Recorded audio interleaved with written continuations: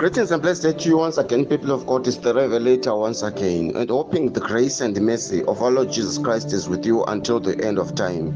We meet once again in yet another presentation inside the Word of God, and praying that you are given the grace, the mercy, the hope, the strength, the courage, the endurance, and the resilience in the times of faith, in the times of being tested, your faith in the things of the Spirit. Welcome to the month of November, which is the month of recovery, as declared by my mentor, the born servant of Christ. And as usual, every month when my mentor ushers me into a new month, he declares certain letters, or he declares a certain word, and I just pick up that letter and I tap into the realms to hear what the Lord is saying about that word.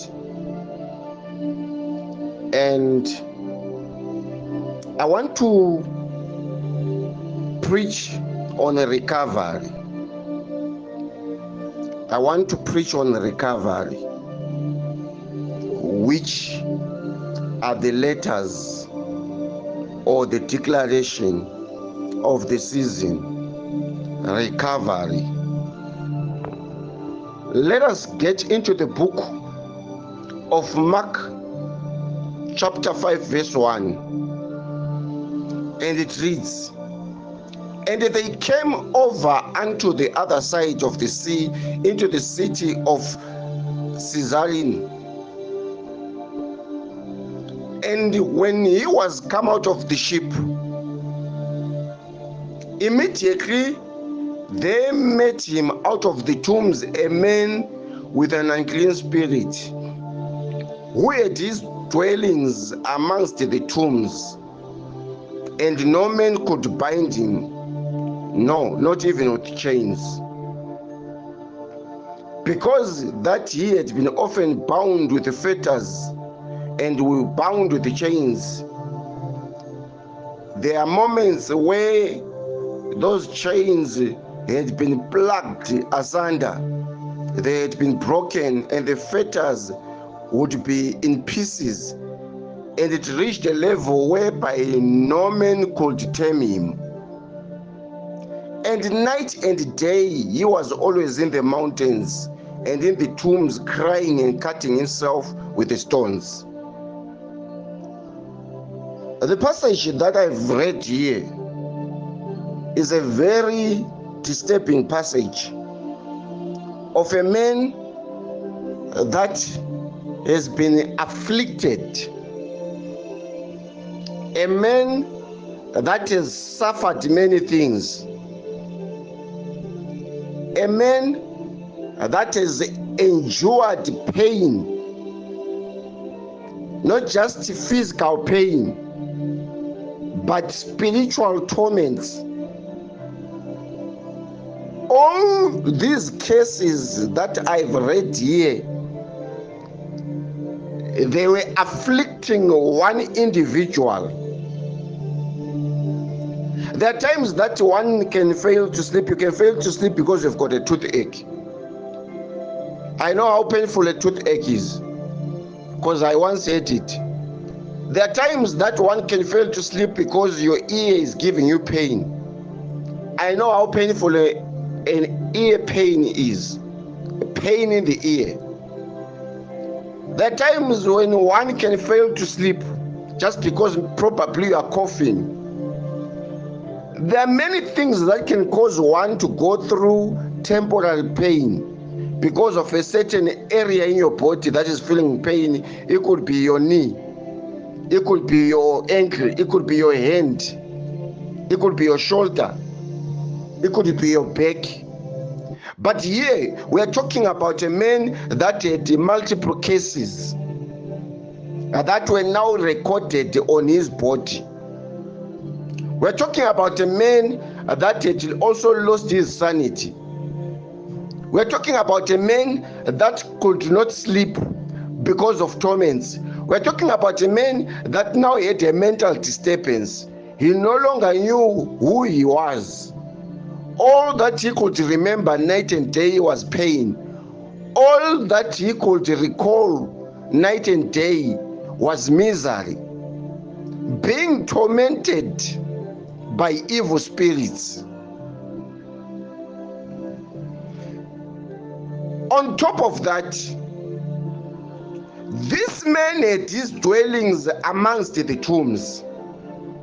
And whilst he had his dwellings amongst the tombs, it is evident that he had been rejected not only by those that he called family, he had also been rejected by the society. Why? Because what would cause this man to end up living in the tombs?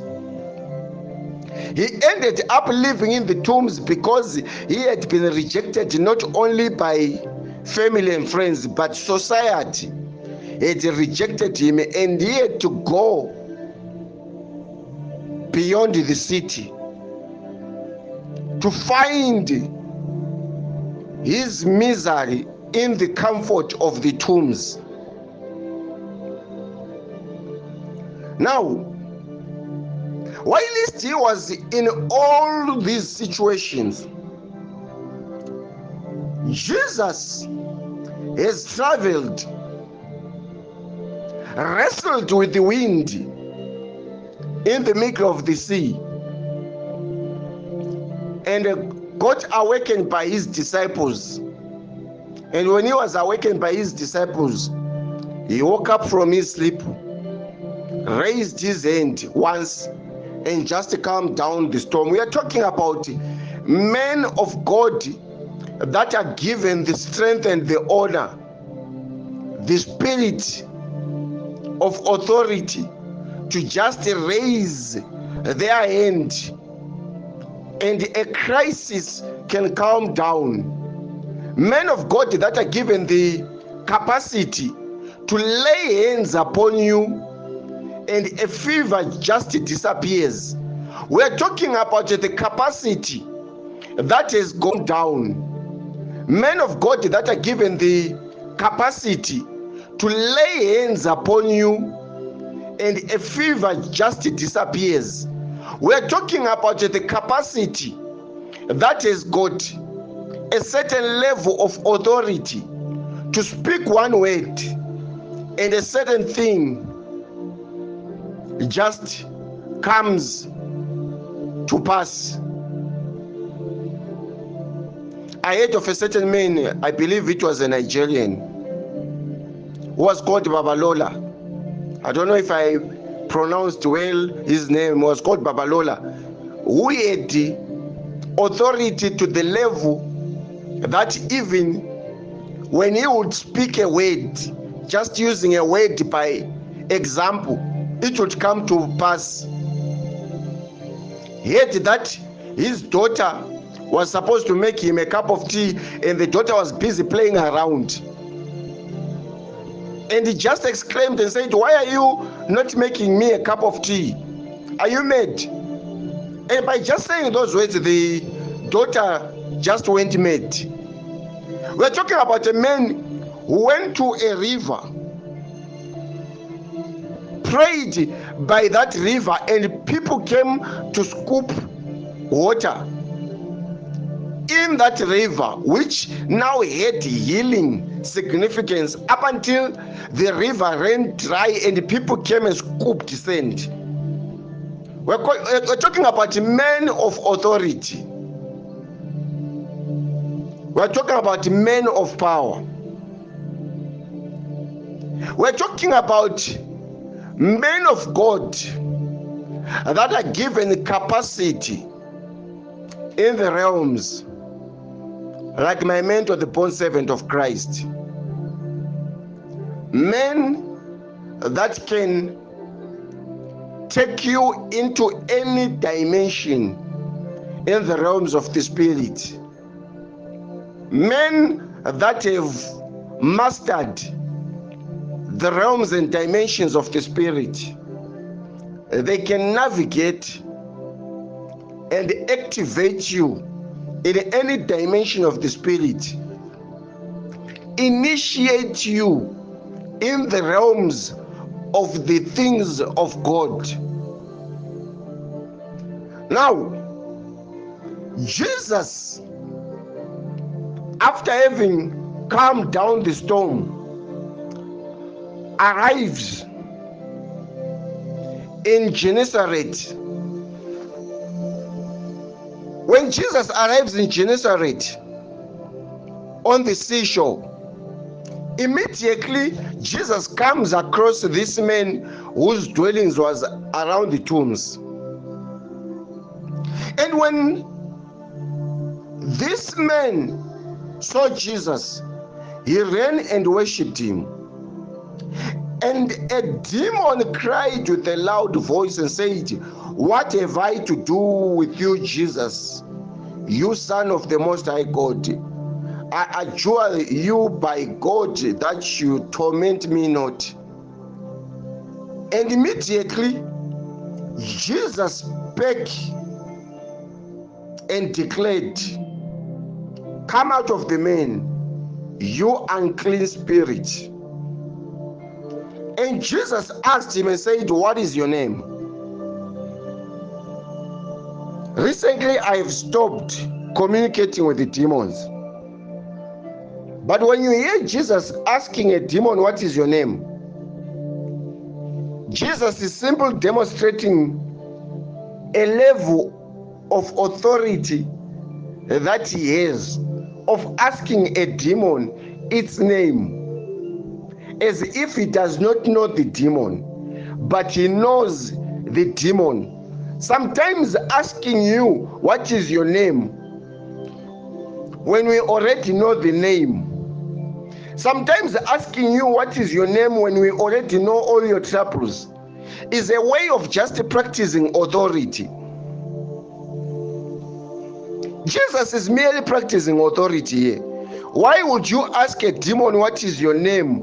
when the demon is already confessing who you are before you even spoke anything? When the demon is confessing, "Do not hate me, do not torment me, I know who you are the Son of God." And Jesus is asking the demon, "Who are you?" That is where a lot of people get lost in the things of God. When you hear us talking to demons and you think that we are not informed.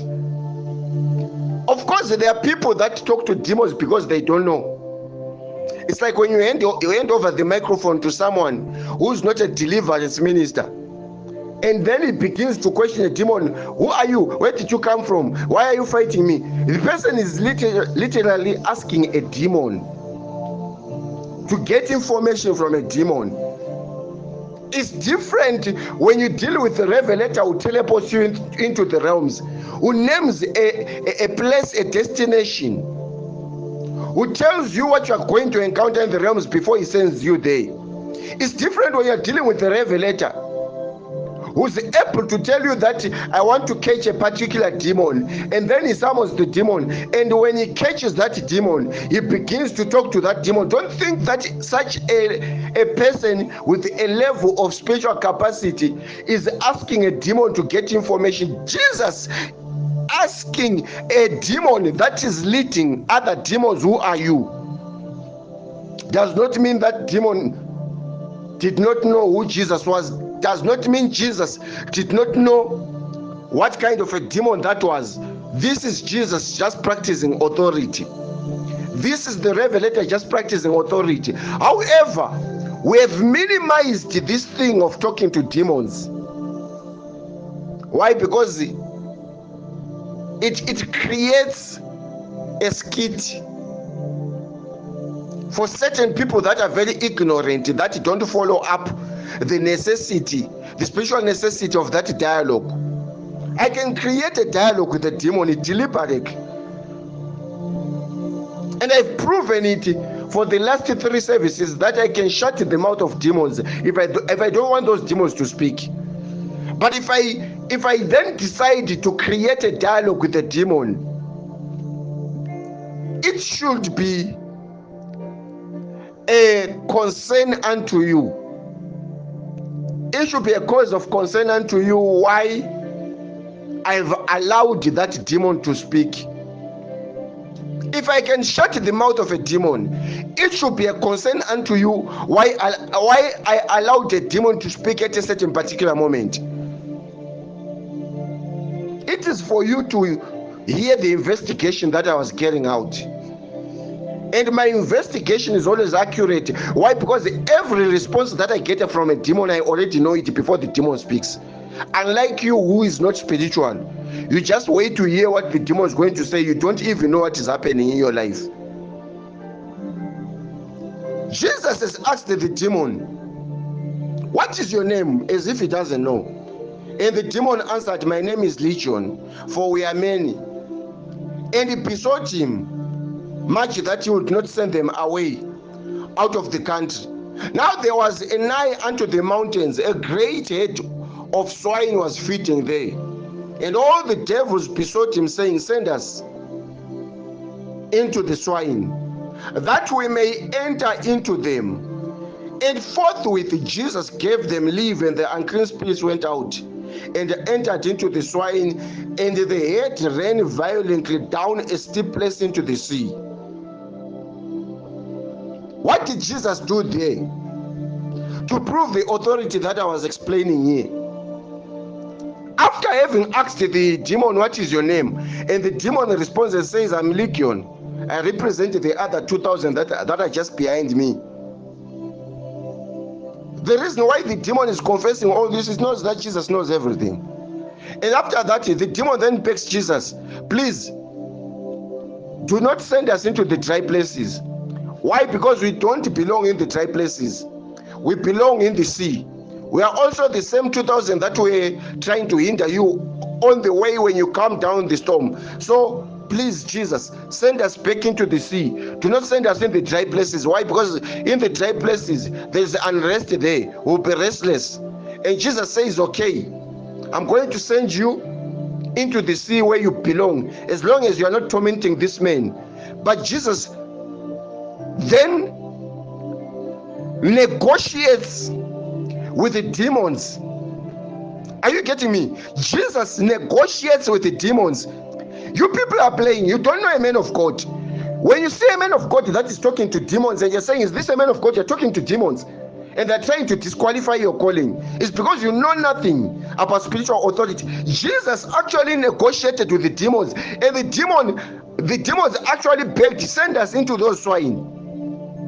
And Jesus, evaluating and knowing how precious the life of a man was than the life of pigs, Jesus simply referred the 2,000 demons into the swine. That is version number one. Version number two, Jesus, knowing what was also influencing the sickness, the misery, the torments upon this man, Jesus did agree to the request from the demons that they be transferred into the pigs, into the swine. Why? Because the men that were running these projects, they were running these projects in the same environment where this man had gone mad. And remember, this is a place that is in the same territory as the tombs. And these people that are running this project, they're running the project through the misery of this man. I've explained this so many times. You have never seen people that are running up and down in a city, running up and down, and it could be a naked man or naked woman, partly dressed. He's lost his or her mind. And because of his or her running up and down the city, running up and down the pavement, there's someone that is doing business. There's someone who's getting more clients because of their madness.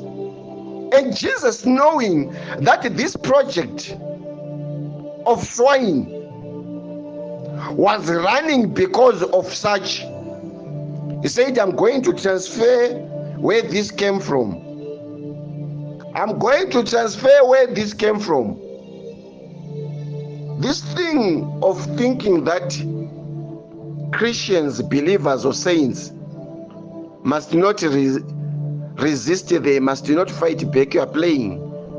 You are not reading scriptures properly. Jesus referred 2,000 evil spirits into the swine. The question is, tell me, are the swine not also creatures that need their salvation? Yes, they do. But those swine, those pigs, they are a project that has been done in the name of someone's misery. I'm breaking down the mystery for you to understand why Jesus referred to the 2,000 demons, the 2,000 evil spirits into the swine. Immediately as the evil spirits entered the swine, they ran down in speed violently down into a steep place into the sea. Do you know why they ran down into the sea? It's because they were marine spirits. They were sea spirits, sea powers. Demons from the sea, evil spirits from underneath the sea.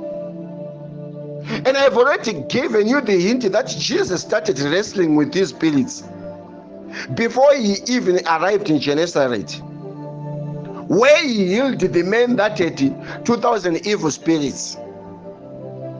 Now, after the 2,000 spirits had entered the 2,000 demons, and the 2,000 demons then entered the 2,000 swine, which were the 2,000 pigs, they were choked in the sea. And they that fed the swine went and told it into the city what had happened. And they went out to see what had really happened. And when they came and found out that Jesus was with him, that was earlier possessed with the devil, and that the legion had left and departed this man. I'm now heading to the reference and the relevance of today's presentation, which is called recovery. They found out that the man was now clothed and in his right mind. How many categories of recovery are we talking about in one man here? A man that had completely lost his mind, a man that had lost his sanity, a man that was always naked. They found that man in his right mind, meaning that Jesus has already distributed and dispatched a healing to give back that man his real mind that had been stolen by the devil. If you don't know how the devil can steal your mind, you can lose your mind. This is why we have got people that are having a problem and they are calling it loss of memory. This is not loss of memory. The devil is slowly stealing your mind. You put a thing there, after a few moments you have forgotten. You are losing your mind. And you are calling it depression, you are calling it anxiety, you are calling it stress. You just do a thing, after a while you have forgotten what you are doing. All these are activities that can be done by the devil on an individual. This man was not clothed before deliverance, meaning that his recovery is not just spiritual deliverance, the recovery of the mind. He also recovered materially. We are not talking about people that cast out the demon of poverty. I've seen the preachers of today. They are busy casting out demons of poverty. You see a millionaire preacher praying for a poor person, casting a demon of poverty, come out, come out. There are demons that don't need to be cast out. There are demons that need to be addressed. How do you address that demon? Simple, buy clothes for this person. Yes, I'm not saying don't pray for the person. How does this person recover from his situation? There are people that need recovery materially. There are people that you need to find a job. There are people that don't need only a prayer. There are people that need physical deliverance. There are people that need their matters now to be addressed physically, practically. There are people that have prayed night and day.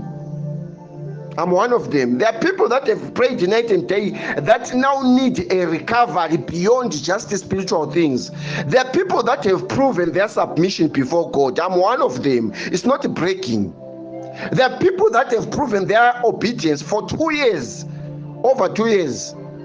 One can be in the house of prayer, praying, fasting, preaching on a daily basis. There are people that have entered the month of November, which is the month of recovery. People like me. I'll be the first to mention myself. I've never done that in any sermon presentation. But in this presentation, I'll mention my name first, the Revelator, Samuel the Revelator. I'll mention myself first. That recovery will begin with me in this month of November. Recovery shall be seen in my life in the month of November. Breakthrough shall be seen in my life in the month of November. Why? Because before he even talk about recovery, the Revelator is always thinking about others all the time. He doesn't think about himself. He also needs to recover from that. Jesus has healed a man that had 2,000 demons. He has received also salvation, which is another recovery. The salvation of the soul is recovery. So we're talking about spiritual deliverance. We're talking about the practical deliverance. We're talking about a mental deliverance. He was now in his right mind. Those that knew that he had been lost, he had lost it. He had lost his mind. They found him and he was now speaking properly. And they were shocked. Is this the man that was dirty, wearing rags, stinking, who's now in his right mind? God can send you into a dimension of recovery which can shock people around you. Gaining more than what you expected. God can give you a leverage and you enter into a realm of recovery where you recover ultimately everything that the devil had stolen from you, and you can recover it overnight. A woman that had been bleeding for 12 years recovered instantly. Lazarus that had been sick for ages before he died was buried for almost, I believe, 4 days. And when Jesus came, when he resurrected him, what was Lazarus resurrected from? Was it only death? No. Remember, when Lazarus died, he had a sickness inside his body. It means when Lazarus is being resurrected, he is being recovered. He is recovering also from the sicknesses and also from death. Jesus is able to cause a multiple number of recoveries in your life. He can address all the situations in your life instantly. Jesus can send surgeons from the realms. I've done that so many times, where a disciple is teleported into a realm, where in that realm that disciple receives healing and recovers from certain issues that would have needed a surgeon to operate that disciple. That would have needed maybe 3 to 4 surgeons to operate that disciple physically and pierce the flesh. We can cause that recovery to happen in the spirit. We're talking about a disciple that had an open wound, who had been eaten by cancer, recovered instantly. When I'm saying instantly, of course it was a process, but the process became very instant because the gravity of the wound, the level of infliction, the level of affliction, which was supposed to take longer, she recovered instantly. When this man saw this man who was now in his right mind, now clothed, recovered from all his poverty, recovered from all his madness, they then persecuted Jesus. But the scripture says these men, they were afraid. They knew that a person like this, a man like this, whom we knew not to be like this, if he's now like this Jesus is going to destroy this city beyond what we expect. We need to get him out of our coast. And they began to pray Jesus to depart out of their coast. And when he was coming to the ship, he that had been possessed with the devil prayed him that he might be with him. And Jesus suffered him and said, how about the great things that the Lord has done for you? Go out there and let it be known. And Jesus departed. When Jesus departed, this man began to publish in Decapolis how great things that Jesus had done for him. This is another recovery. This man also recovered his task, he recovered his calling, which is the reason why the devil was fighting him. The reason why the devil had been fighting this man is because he had a calling. So when this man recovered all these areas that I've explained, he also recovered his purpose. There's nothing great more than recovering your purpose. When you have lost your purpose in life, you are clueless, you have lost your mind, you are naked, you are ashamed, you are miserable, you are humiliated, you are always embarrassed, you are homeless, you are dwelling by the tombs, and you recover all these categories of misery. And lastly, you recover in the area of purpose. When you recover in the area of purpose, you have received your purpose. And when you have received your purpose, you now know your destiny. You now have a compass in life. You now know what you're fighting for in life. So this man went to preach and to publish the works of the Lord. He went to publish the name of Jesus in Decapolis, the same city where Jesus had been driven out. Jesus knew that he had already raised a disciple, so he didn't mind when he was cast out of that city. You can travel into a city because of just 3 people. Yes, you can travel into a city and you pray for many people, but you can travel there just because of 3 people that Jesus wants you to impart. When you impart those 3 people, they are going to become the strongholds of that city. Child of God, I'm here in the month of November, the month of recovery, as declared by my mentor, the born servant of Christ. Pursue, overtake, and recover all. Fight back and recover all that the devil has stolen from you. I declare recovery. I declare recovery. in everything that the devil has stolen from you. I declare recovery in my life as Samuel the Revelator.